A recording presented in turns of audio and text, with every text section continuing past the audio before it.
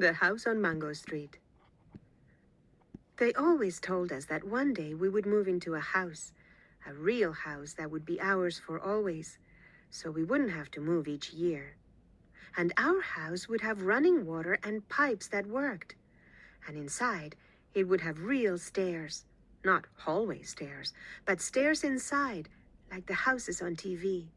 And we'd have a basement, and at least 3 washrooms, so when we took a bath, we wouldn't have to tell everybody.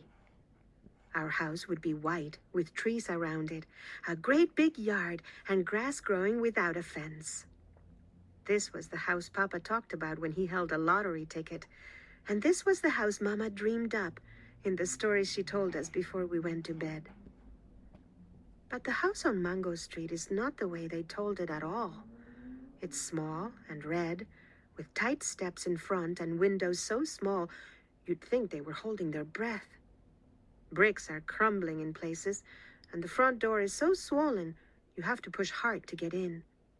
There is no front yard, only 4 little elms the city planted by the curb. Out back is a small garage for the car we don't own yet, and a small yard that looks smaller between the 2 buildings on either side. There are stairs in our house, but they're ordinary hallway stairs, and the house has only 1 washroom. Everybody has to share a bedroom.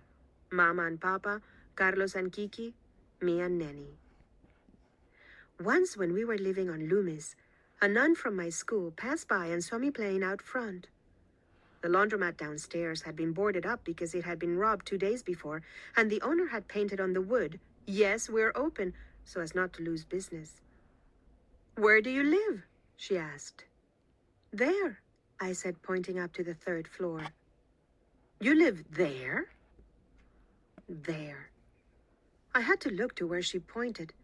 The 3rd floor, the paint peeling, wooden bars Papa had nailed on the windows so we wouldn't fall out.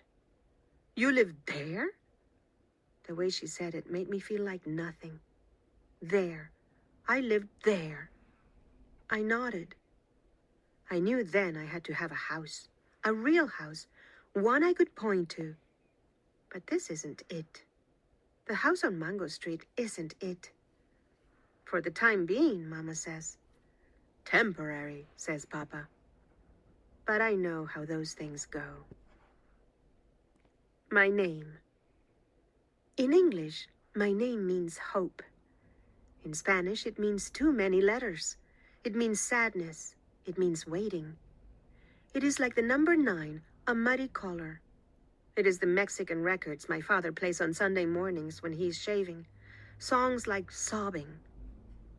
It was my great-grandmother's name, and now it is mine.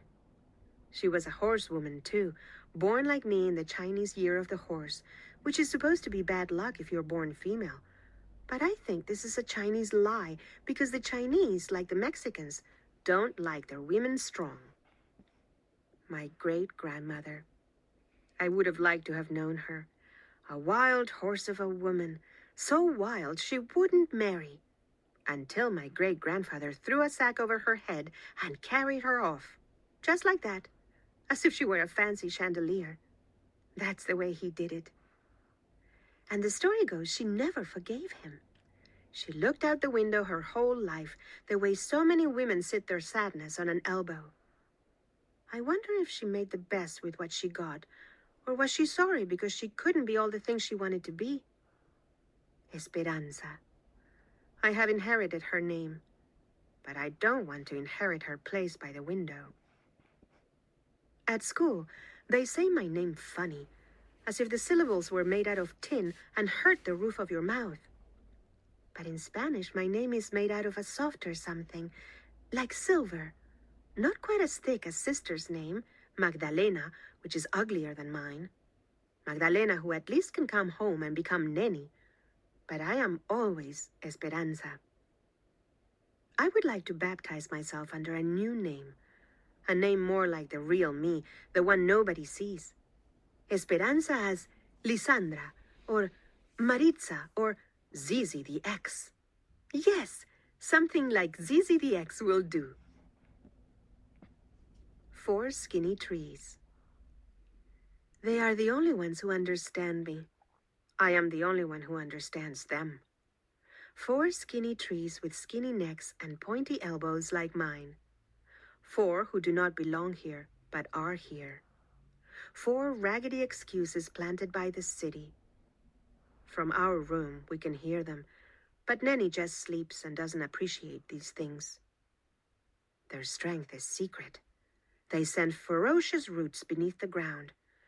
They grow up and they grow down and grab the earth between their hairy toes and bite the sky with violent teeth and never quit their anger. This is how they keep. Let one forget his reason for being, they'd all droop like tulips in a glass, each with their arms around the other. Keep, keep, keep, trees say when I sleep. They teach.